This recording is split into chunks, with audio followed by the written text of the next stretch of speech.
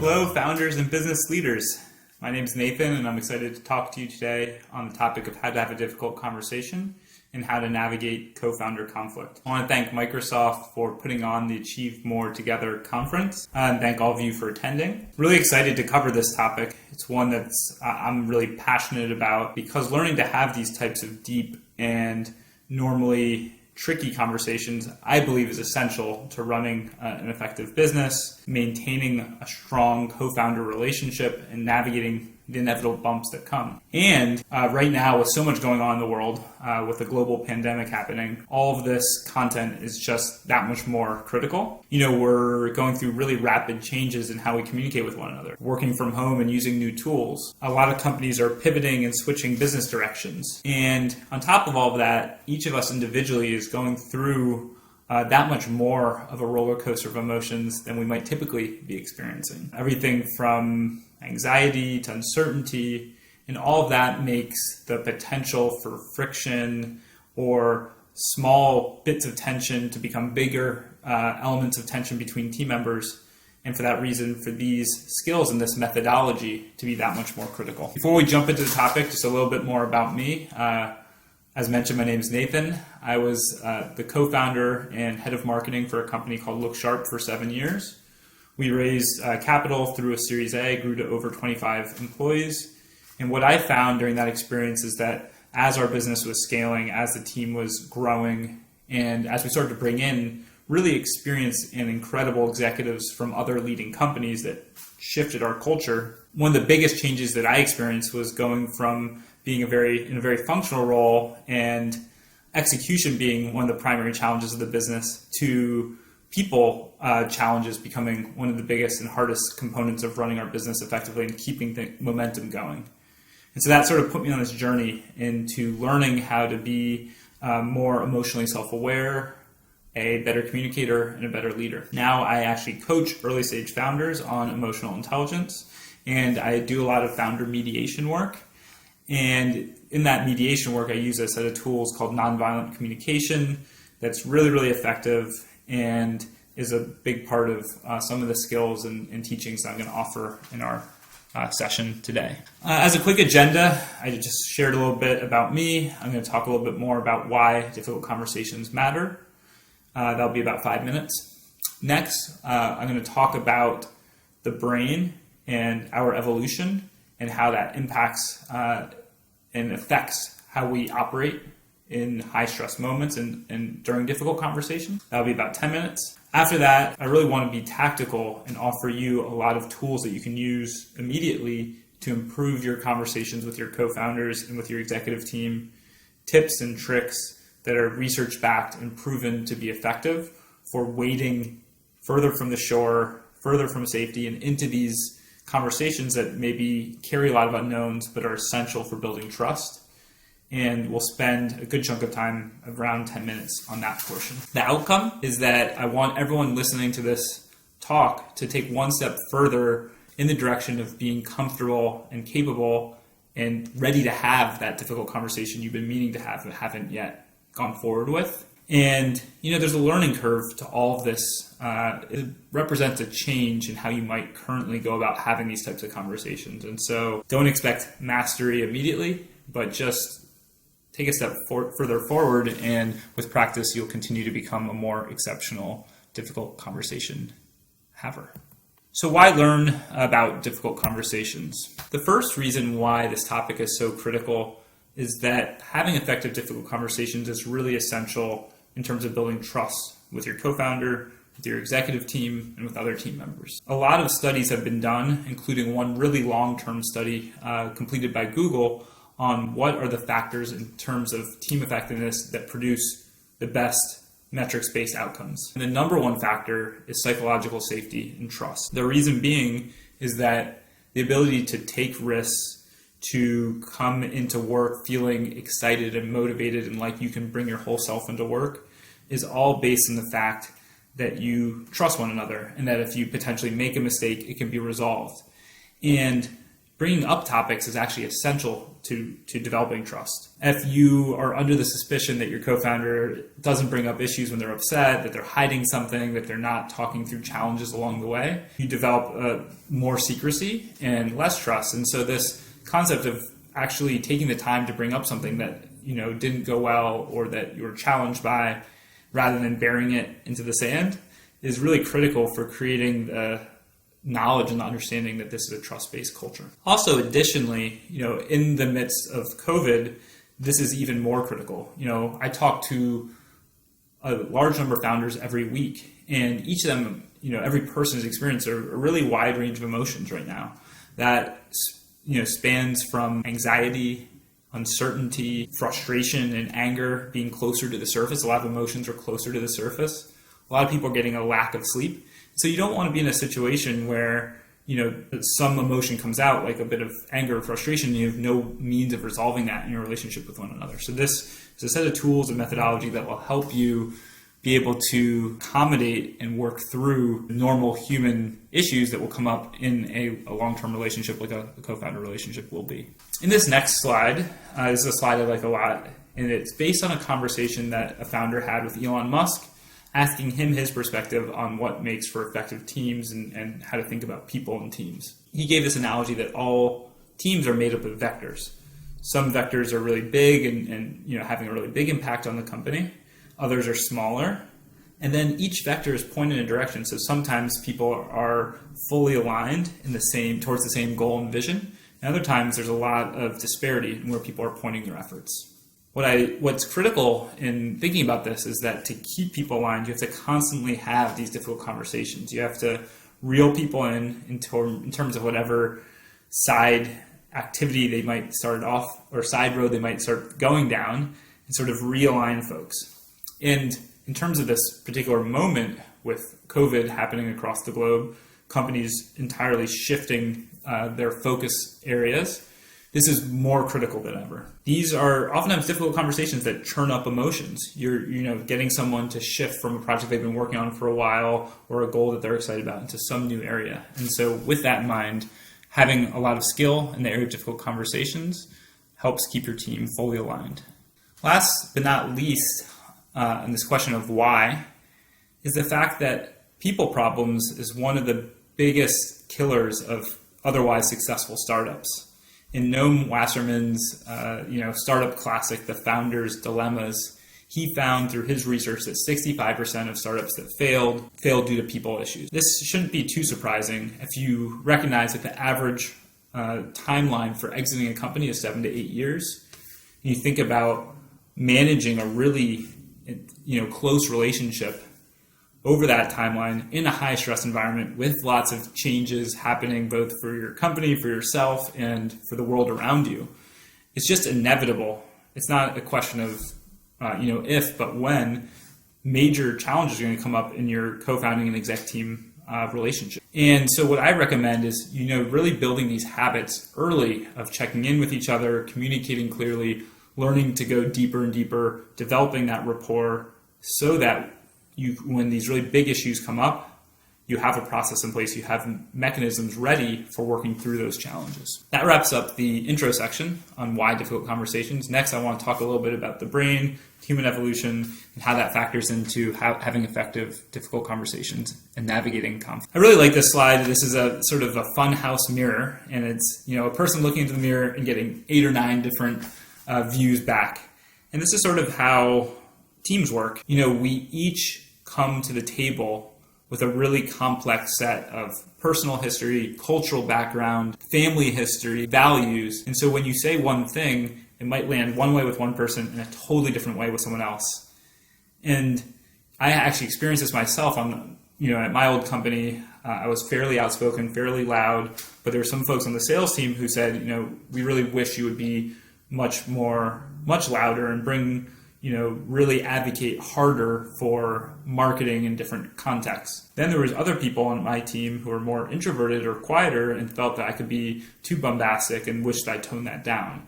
So what's definitely true is that one thing isn't going to be right for everyone, and you can't please all the people, But what you can do is recognize that everyone is complex and different and develop the tools to be curious and to clean things up if you say something that maybe doesn't land the right way with one person.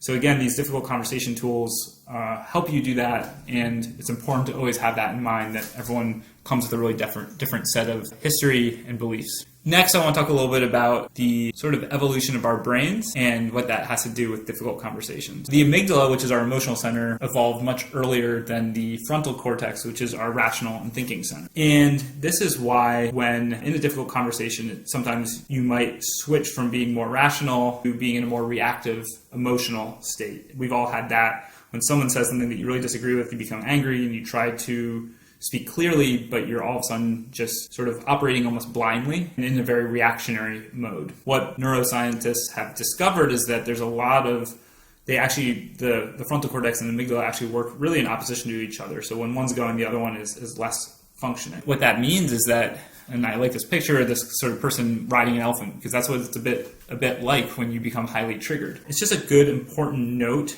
that we all get triggered by different things. If you find yourself in that place in a heated conversation, it's important to realize that you're no longer going to be speaking very rationally, and it's best to shut the conversation down for a period until one person cools off, maybe takes 20, 30 minutes, and then reconvene and start talking again, because the likelihood is that the conversation will actually be more damaging than helpful at that point. Another important thing to note about difficult conversations, as founders, as business leaders, we oftentimes think we're really good at all things, but most of us don't have much training or practice in how to have effective, difficult conversations. So we talk a lot, we manage people a lot, but we haven't looked at this as a set of skills, learned the research and the tools to be really first class at this skill. And so what that means is that it can be confusing sometimes when conversations don't go well because we think we should be good at this. What I hope you find in this session is that there's some tactics out there that maybe you haven't been using or that are newer to you that shift some of your perspective on how to move forward and give you more of some stronger guideposts on how to proceed into these more choppy waters and be effective. This last slide in this topic area is a little bit of a more nuanced set a view into what happens in difficult conversations. I think it's worth just touching on. So I note that there are 3 different types of disagreements you can have in a difficult conversation. The first is over facts. So let's say someone comes late to a meeting. You say you're supposed to be here at 3:30. They say, I thought we pushed the meeting back to 3:35. You're in a disagreement, but it's over, facts. What is actually at play in most difficult conversations are emotions. And it's something that if you don't dig deeper below the facts into the emotions and really understand how that person is emotionally responding, you can just argue all day about facts but not really get at the heart of why the disagreement is occurring. So the emotions are actually far more important than the facts. So if you came late, I might feel disrespected or offended, and you can say, oh, I thought the timing was different all day long, but won't make me feel actually better. And lastly, and this was an important area to note, is that the most triggering and painful types of conversations are around identity issues.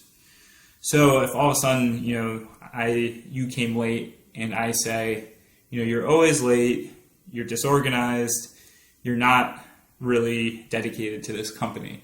And I might have it in my identity that I'm a really loyal and hard worker, and that could really cut in a deep way that would cause me to respond really intensely. And so this is all just to note that, simple word choices and ways that we might inadvertently poke someone very deeply. And again, what we'll go over now are a set of tools that allows you to make those types of mistakes, but then recover from them, work through them, build trust rather than resentment. Okay, so now we're going to shift gear into the real meat of the conversation, which is strategies to have more effective, difficult conversations. We're going to start by talking about strategies for during the conversation itself, and then we'll talk a little bit about setting up a difficult conversation. If there's one really, really important takeaway for having more effective, difficult conversations, it is to not assume.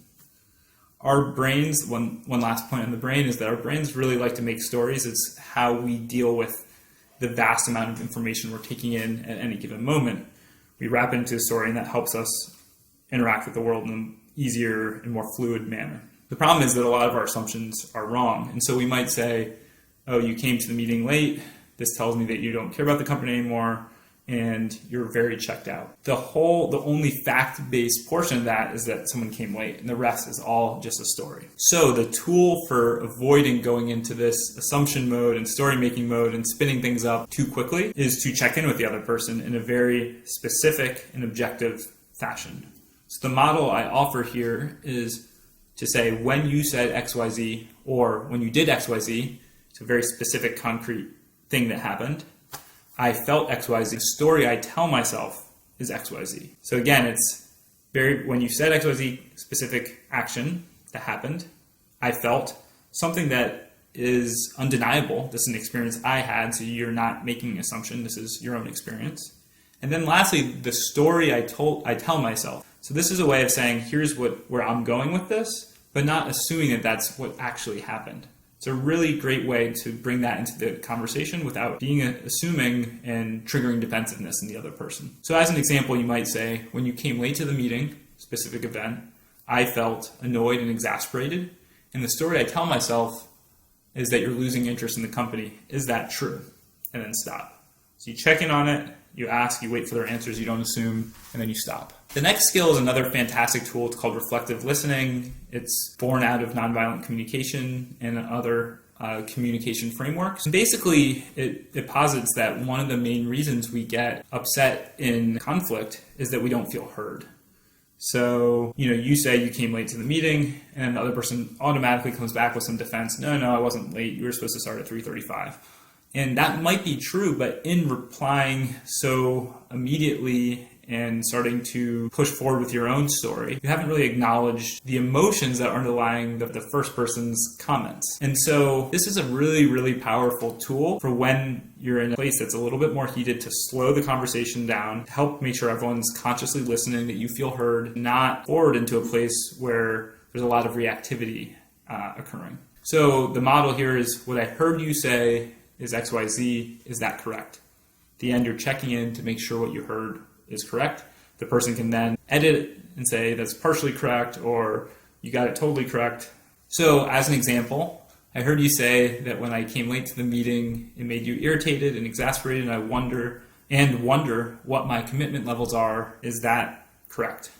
Next up, the topic of curiosity. Curiosity really is a superpower when it comes to navigating conflict. One of your goals when you're in a heated conversation is to shift from feelings of frustration and agitation into a place of learning and growth.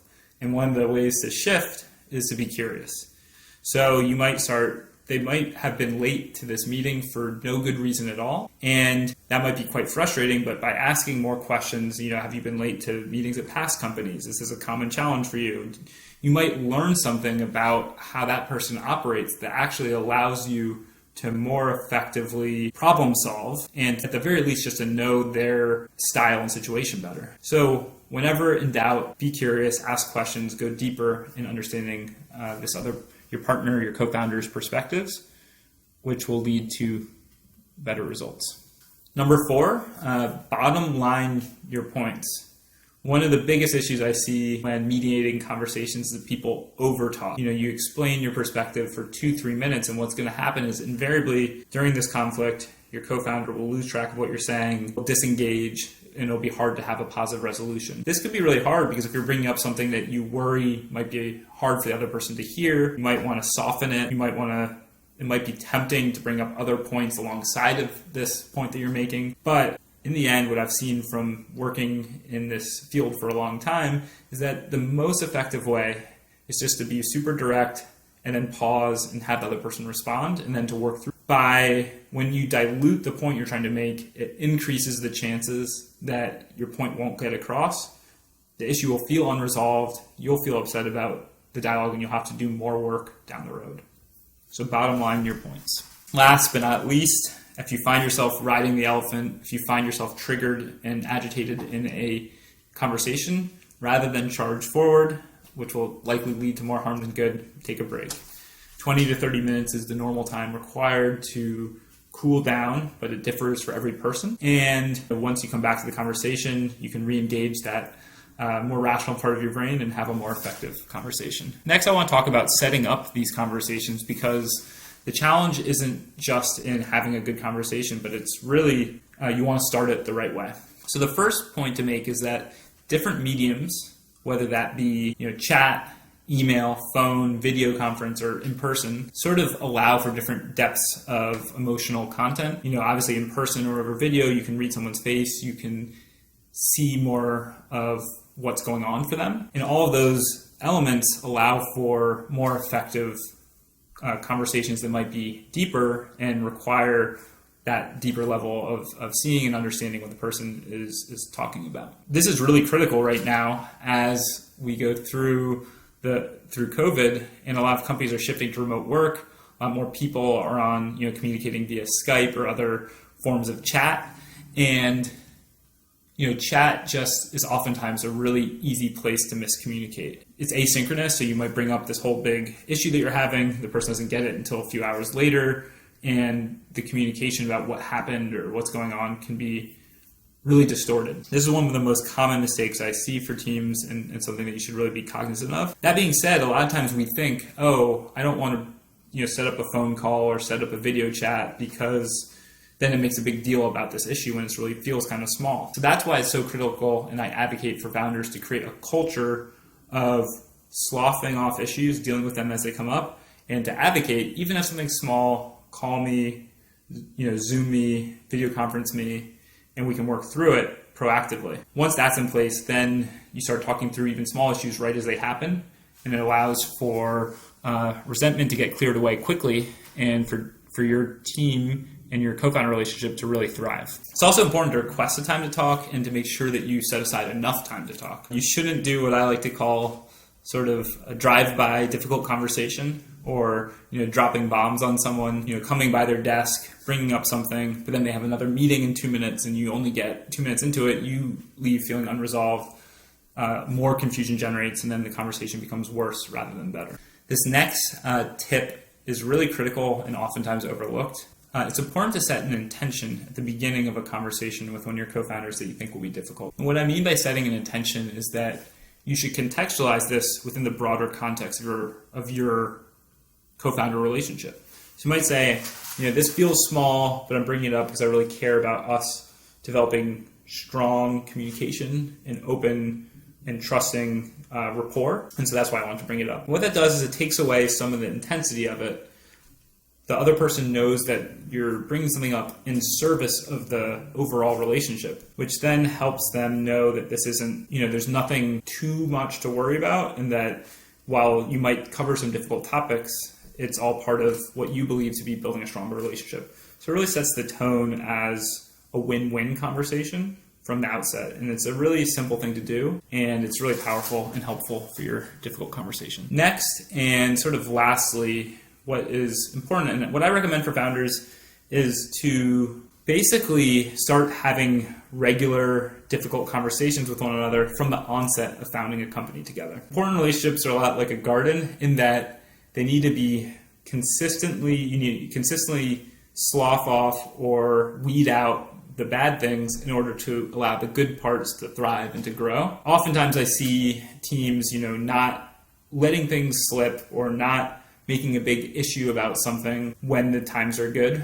and your company's going well, and you notice something feels a little bit off in your relationship, but you're like, whatever, things are going well for us, right? Invariably, you'll hit harder times when you really require you to have a lot of trust and open communication and to know each other well and to be able to dig deep together. And if you don't do that during the good times, then when those bad times come upon you, the relationship will be brittle and it'll break. And I've seen that happen, and it's really tragic. So my really clear recommendation here is to meet with your co-founders once every 2 weeks for 30 minutes to give each other feedback. And what that can look like is each person bringing one piece of one recent issue to the table, and to offer that specific feedback. When you did X, I felt Y. And sometimes one person will go and they'll take up the whole 30 minutes because it'll be a really important issue to work through. Sometimes each person can go and you can be done in 10 or 15 minutes and then be done with the meeting. And what I find is that sometimes the really small issues, I wish you were more explicit in asking me what you wanted to do. And when you did it this other way, it felt confusing. Things that maybe feel minor are actually, when you dissect them in this format, oftentimes have the most value for building greater awareness as a team and greater strength as a team. To commit to this during good times and bad is a great way to build that proper foundation that then will give you the resilience to handle whatever your company next faces. In summary, prior to having a difficult conversation, make sure you're using the right medium. Request a time to talk and enough time to work through the topic that you have on your mind. Don't wait too long. Set an intention about the relationship overall and why you're bringing this up. And then while talking, don't assume. Use the observation. So when you did X, I felt Y, which are inarguable, and use that as the mechanism to bring up these topics. Be direct and succinct, so bottom line your points. Stick to one topic. Take a break if you need it. And always, always, always be curious. Use each difficult conversation as a learning opportunity to strengthen your rapport. Lastly, I want to note, that this, like all new skills, takes time to go from unconsciously incompetent, just having conversations ad hoc and not really knowing the impact that you're having, to unconsciously competent, where you use reflective listening, you respond with curiosity by second nature.